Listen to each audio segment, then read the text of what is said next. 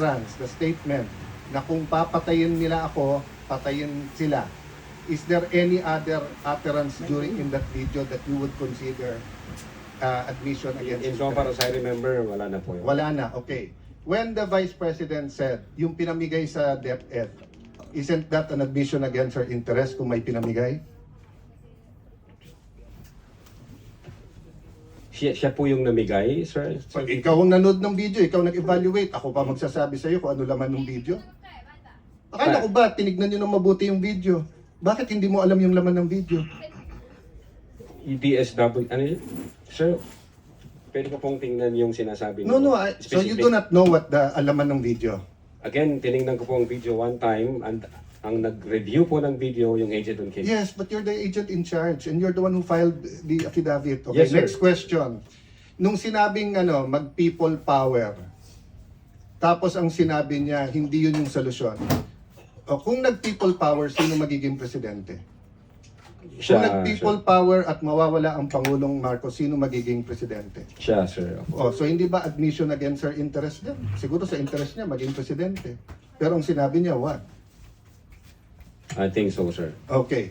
So I mentioned 3. So my next question. When you have an admission against interest, do you take the whole admission or you can cut it up into parts? Again, Your Honor, yung If my admission against interest is 1 sentence or 1 paragraph or 3 sentences, can you take 1 sentence and say yun lang yung admission and the 2 other sentences are not? Can you I divide think it it up? should be the whole, sir. The whole sentence. So the whole sentence niya, nung sinabi niyang kung papatayin ako, is pinagbibintangan niya yung 3 na papatayin siya. So if you say it's an admission against interest and you believe it, you also have to believe na papatayin siya nung 3. The same thing, if you're going to say na namudmud siya sa DepEd, ang sinabi niya galing sa First Lady yung pera. So you're also going to have to believe that. So if you're going to believe her, na yung ibang sinabi is seditious, ngayon sinabi nga niya, hindi solusyon ng people power. So as the evaluator, bakit hindi consistent yung evaluation niyo nung video? No, I think yung in so far as people power is concerned, I think sinabi niya yata na, yes ma'am, natutuwa ako dun sa ginagawa niyo. Hindi. Pwede ko pong ulitin. Let the record speak for itself. It's on Yes, page 26. Same paragraph nung sinabi niyang papatayan, no? But having said that, last question, no? Bakit sa cybercrime ni-refer?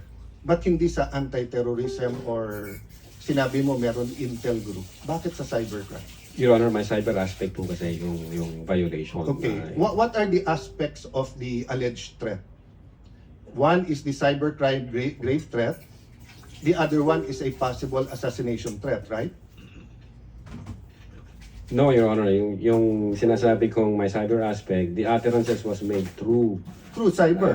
by- And the utterance, in accordance with you, constitute grave threat. Yes, sir. But if she meant it, and if it is true, and if it is accurate, it's also an assassination plot, isn't it? Kung totoo yung utterance niya, napapapatay kita, may kausap na ako, hindi ba assassination plot yun? Maybe, sir, yes. No, hindi maybe. NBI kayo nag-aano eh. May nagsabi sa presidente, papatayin kita. How much plain can that be as an assassination plot? That's why, sir, may validation process. That's why may validation. Kaya yung tanong ko, ano ba mas mabigat, yung assassination plot o yung cyber aspect? No, Your Honor. No, diretso yung tanong. Hindi no. Anong mas mabigat? It's a direct question. If you were NBI director now or whatever, you were PNP chief, dalawang iniimbestigahan mo, yung cyber aspect na pwedeng cyber libel, pwedeng grave threat, at yung assassination plot, ano mas mabigat sa dalawa? Ano yung prioritize mo? Your Honor, yung cyber aspect, based on the law, mag-a-add siya ng 1 degree higher doon sa... So, magdidebate tayo kung anong higher, papabayaan mong mapatay ang presidente. Kindly wind up, Senator Yes, Judge. I'm winding up. The point I want to make, Mr. President, is whether I was the PSC, the Executive Secretary, NBI, or an ordinary citizen, my first concern is wag mapatay ang presidente. Yes, sir. But instead of the NBI director taking it upon himself, giving it to the anti-terrorist or to the intelligence, sa cybercrime binigay. Your Honor, again, ulitin ko, yung utterances was made through Information and So, Communication Technology. Kaya may I hope if jurisdiction any ako one sa of my cyber colleagues here regulation. become president, magbago yung attitude ng NBI. Mas importante pala cyber kaso sa buhay ng presidente. Not necessarily, Your Thank you, Honor. Mr. President.